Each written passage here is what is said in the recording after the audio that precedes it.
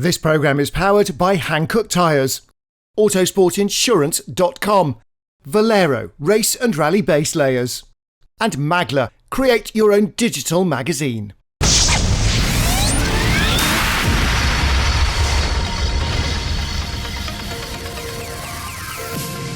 Welcome to the GT and Prototype Challenge powered by Hankook. This time out, we're at Francorchamps in Belgium, and in this programme we'll bring you the highlights of both of the 1 hour races.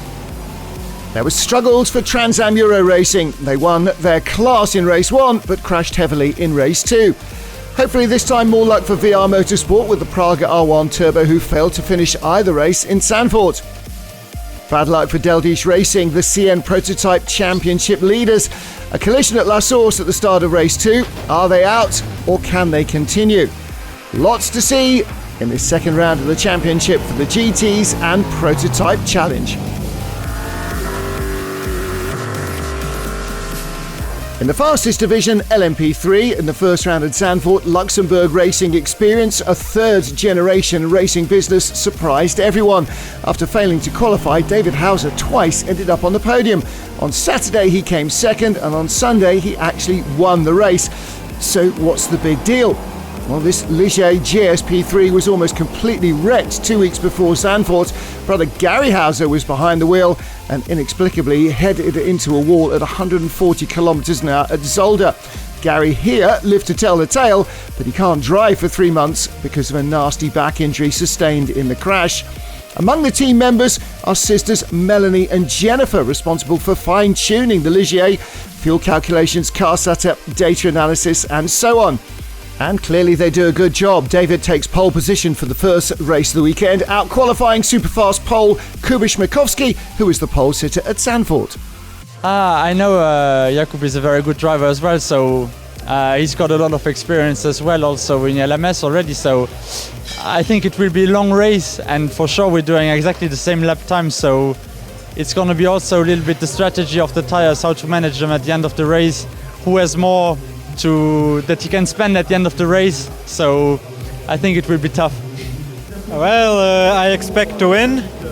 My fastest lap in the qualifying was a little bit compromised by the traffic, so I know there is still some time to be gained, but well, I hope I can get a good start and maybe lead from the beginning, and I will try to do it until the end. Kubish Makowski will have a new teammate this weekend, Belgian driver Philippe Bourgeois. Now he's unexpectedly going to have to race on his own this weekend in the Inter-Europol Racing Ligier MP3 after regular driver Martin Hipper sustained a foot injury in the paddock. This is going to be quite a baptism of fire. Yeah, okay, I discovered the car for the first time. It's my first race in LMP3. So it was not an easy exercise because yesterday the free practice were full of rain, so I really discovered the car during the qualification in dry condition this morning. So not that easy, but very, very exciting. LMP3s are high downforce machines. Does Philippe have enough experience to allow him to get to grips with it?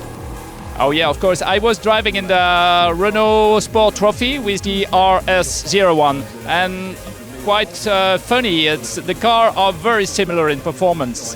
I would say brake, downforce and speed is about the same, I would say. They are very close to each other.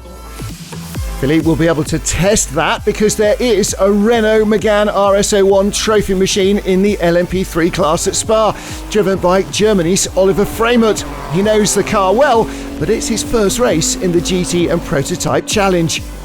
In the CN Prototype class, there's a new entry this season, but not a stranger to many. David Hotoft has joined Deldish Racing again with his Norma M20 FC. The car not new to David Hotoft, but the Hankook tyres are. Ze zijn een stuk zachter. De gom is een stuk zachter. The compound is much stiffer than we're used to, and they really need proper warming up. But we're impressed with the grip level. We've made some modification to the setup so we can go even quicker now, and I'm gaining trust in the tyres in the faster corners, so we're getting there. Hopefully we can set a good pace in the race. Another newcomer in very familiar coloured helmet, ex-F1 driver Eric van der Poel. back behind the wheel at a track where he won the 24 Hours of Spa 5 times. He's racing the Hal Racing TA2, a Mustang silhouette with 480 brake horsepower from its V8 engine. Cars on the grid ready for the rolling start of the first 1 hour race of the weekend. 222, that's the LMP3 car of David Hauser on pole position, and a similar Ligier LMP3 Kuba Shmakovsky on the outside front row. CN pole sitter Luc de Kock in the open red and white Norma starts third ahead of Philippe Bourgeois in the other green and yellow Ligier. Ready for the rolling start then. 60 minutes plus a final lap. 222 David Hauser setting the pace in qualifying and at the rolling start. Up to the lights we come. On board with Philippe Bourgeois, row 2 of the grid. You can see the Norma just on the right hand side. Away we go, rushing down to the hairpin at La Source for the first time, fanning out across the track. The Ginetta on the inside, the black car squeezing through. Philippe Bourgeois gets eased out wide over the AstroTurf and the curbs. Very easy to loop it round there under power. You've got to be very controlled. And it's a great start from the black Ginetta. Jean-Pierre Lecoeur already up into second place. And as they come out of Eau Rouge, he'll be challenging leader David Hauser up the straight. On board again with Philippe Bourgeois. Right in front, Luc de Kock, the CN class leader. We've got more speed in the Ligier LMP3 car. Through we go, up to fourth position. And following up the hill, there on the left of your picture, that's Oliver Freimut in the Renault RS01. Very much a match for the Ligier LMP3 up the hill. With Tim Gray second in the CN class in the Praga R1 Turbo. Eric van der Poel right in front in that Mustang silhouette car. And that has plenty of horsepower up the hill. But look at this, the tiny Norma, more aerodynamics, better chassis balance perhaps, goes around the outside of the legendary Belgian. As you can just see, whoa, Luc de Kock getting squeezed out a little bit by Oliver Freimut as he tried to lunge around the outside. Now here comes Tim Gray. This is for the lead in the CN prototype class, and through he goes. David Hauser leads. There's Jean-Pierre Lecoeur, then teammates Kuba Shmakovsky, Philippe Bourgeois, white and blue Renault, Oliver Freimut with Tim Gray, Luc de Kock, David Hotoft. And here comes Tim Gray. This is for fifth position. Drives around the outside of Oliver Freimut's Renault as they head down towards Stavelot. David Hauser leads. Battle for second. Lecoeur versus Shmakovsky. There's Philippe Bourgeois in fourth. Tim Gray, the CN leader, there he is. Oliver Freimut in LMP3. Oh, and a change there between the Deldiche racing drivers. Luc de Kock outbraking himself. David Hotoft went through. Behind David Hauser, strong battle for second place. Jean-Pierre Lecoeur in the black Ginetta with Kuba Shmakovsky all over him. Down the inside he goes into Pif Paf, through for second place. And Lecoeur under pressure from Philippe Bourgeois as David Hauser continues to stretch the lead with Bourgeois. This time inside at the bus stop, goes by the Ginetta. Looks as though the green and yellow Ligiers are now fully up to temperature with their tyres. They've got more grip. Trouble for Tim Gray. Outbrakes himself at the bus stop, or is that a mechanical problem? He pulls off, or does he? Not quite sure what's going on there. Down to La Source. Oh, contact on the inside, but the car will retire as it did in Zandvoort. We put it down to the isolator switch. It just seems to be like we're turning the whole car off and doing. I had no gears, then I had no engine, I had nothing. We had a talk to the other guys with the Pragas and a few other guys in the pits, and they said change that as a first thing. They're really unreliable. So fingers crossed we'll have a good race, and we just want to finish it. We'll see the checkered flag. That's what we want to get to. So fingers crossed we can get there. With the Praga out, it's now the Deldiche racing duo that are first and second in the CN class. David Hotoft with Luc de Kock right behind. Problems for the Super GT leader Eric van der Poel, losing a drive shaft dramatically at the bus stop, and that will force him into retirement. Yeah, you know, it's a brand new car, so we had a little issue during the weekend, and here again a little bit problem, but it's not a big problem, so we're gonna be there tomorrow. It's a transmission system, but it's gonna work, no problem. I'm sorry because the car was perfect and I had a good start and I had just to cruise. Okay, next time, hope tomorrow. Meanwhile, the Belgians' lead in Super GT has been inherited by the identical car of Hervé Millen, the Frenchman out front. Race leader David Hauser, off he goes after his mandatory pit stop. Kuba, pit in.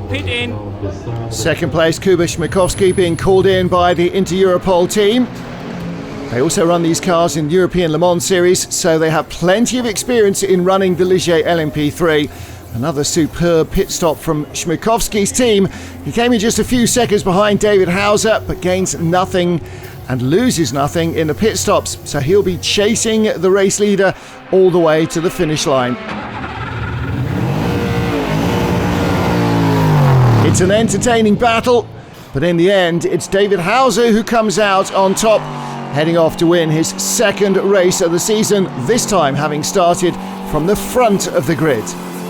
It's always difficult, the rolling start. It's been a long time that I haven't done this kind of start, so for sure it's difficult because I don't see the other car on the outside. I know he's there, but when I enter the corner, I don't know what he does. Does he try to stay outside? Does he try to brake and then pick inside? So yeah, I mean, it's the most dangerous moment of the race is for sure there, I think. So I was happy to make it through the first corner on P1, and then I tried to go as fast as possible through Radiant. And then I saw that he was a little bit backed off, and I tried just to push the first laps to get some gap, and then it was okay.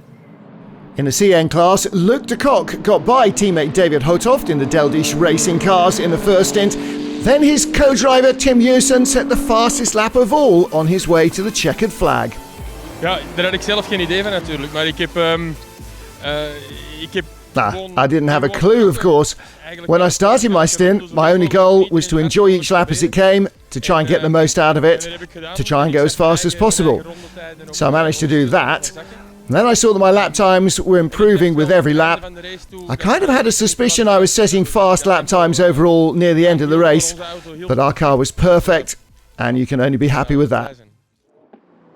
In the SR3 R1 class, Wim Juris is back. He didn't race at Zandvoort, and despite being almost taken out by the wandering Praga of Tim Gray at La Source, he leads the race to the finish. Fiona James in the Praga R1 takes second place. Blueberry Racing teammate and series organiser Dick Van Elk, in a one-off race this weekend, finishes in third despite missing the left-hand door.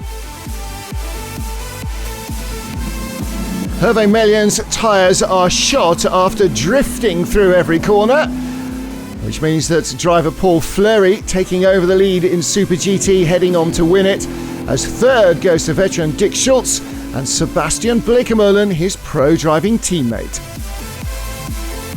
Confirmation of the result with class winners in yellow: David Hauser winning in LMP3, Luc de Kock and Tim Jussen in CN, Paul Fleury wins the Super GT class, and Wim Juris in the SR3 R1 category. Lots of smiles from our men and women in orange.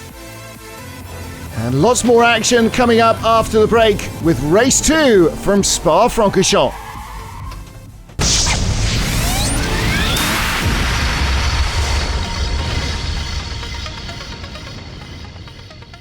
This programme is powered by Hankook Tyres, Autosportinsurance.com, Valero Race and Rally Base Layers, and Magla. Create your own digital magazine.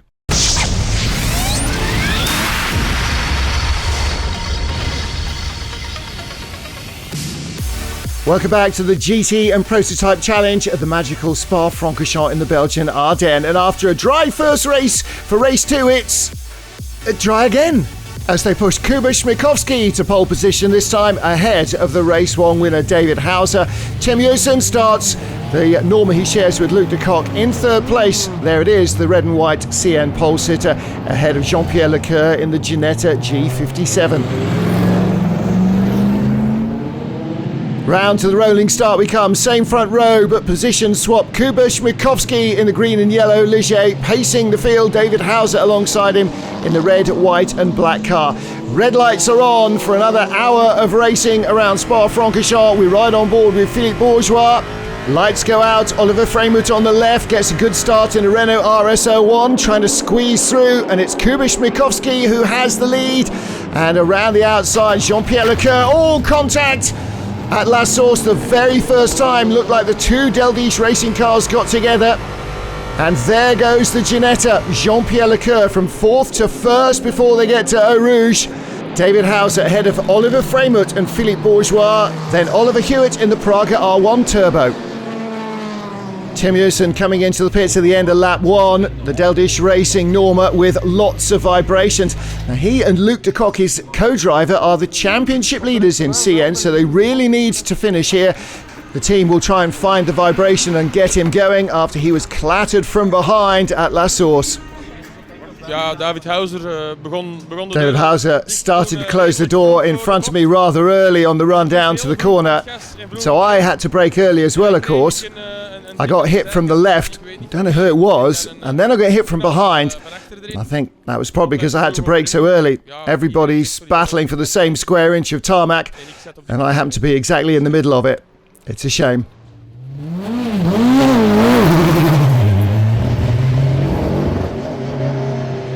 Leading the race and LMP3, Jean-Pierre Lecoeur in the black Ginetta G57 from Kuba Schmiekowski. Race 1 winner David Hauser in 3rd, both in Ligiers. Then Oliver Freymut in the Renault. Right behind him is Philippe Bourgeois, again the Ligier. The LMP3 car very quick under braking.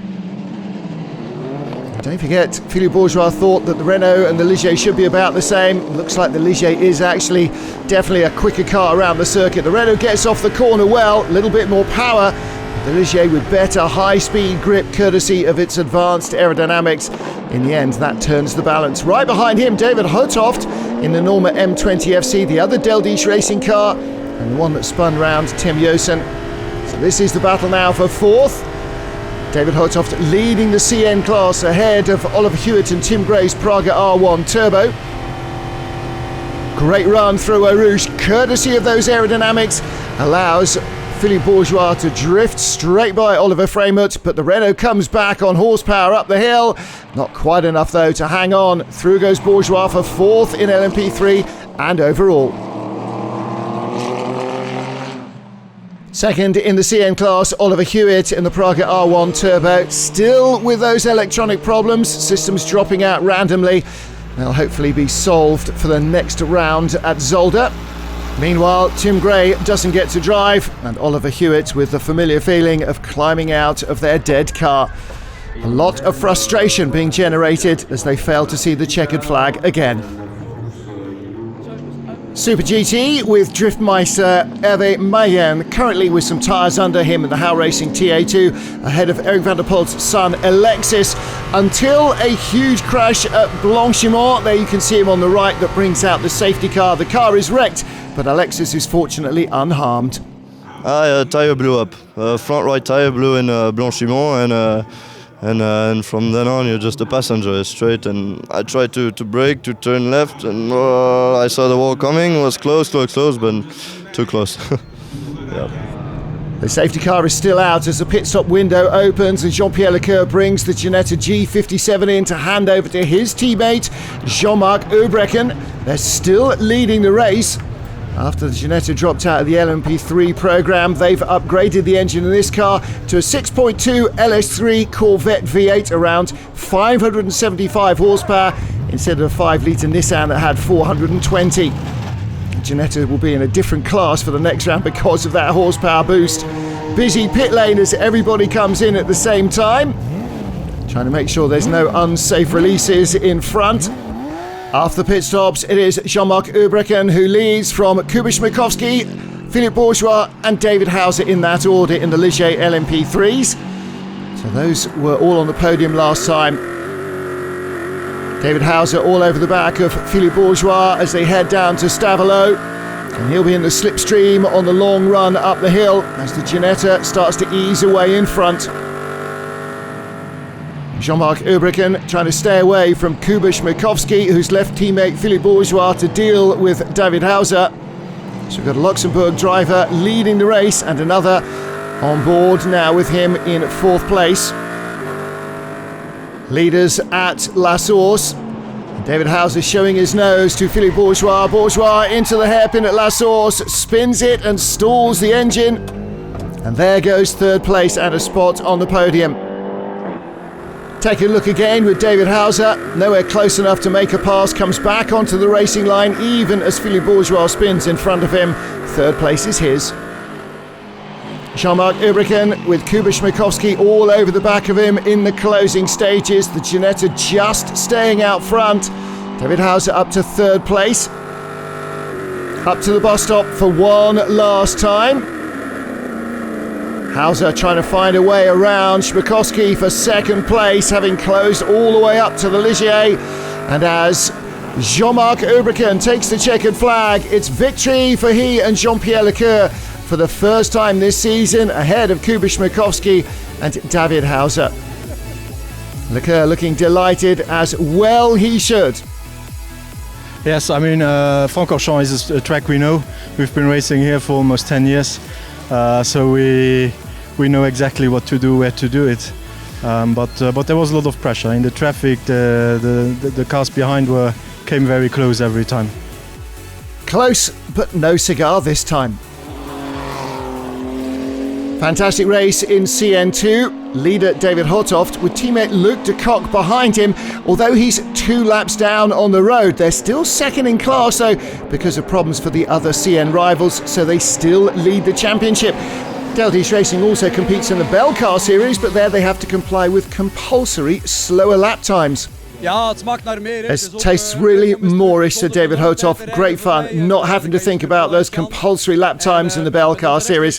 Here I could really go flat out. Great fun battling with my own teammate. It was really close.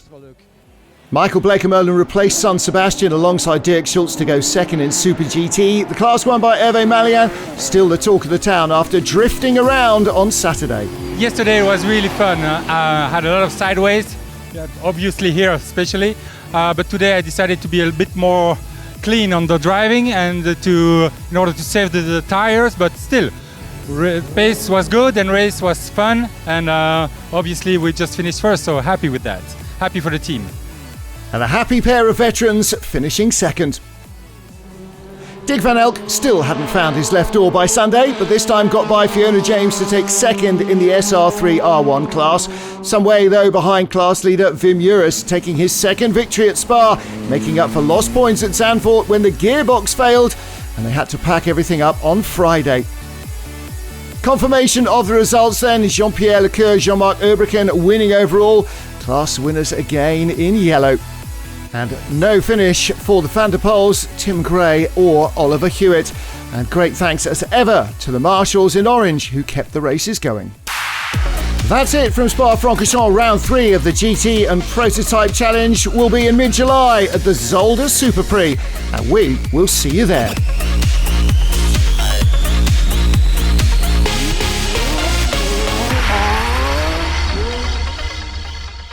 This programme is powered by Hankook Tyres, Autosportinsurance.com, Valero Race and Rally Base Layers, and Magla. Create your own digital magazine.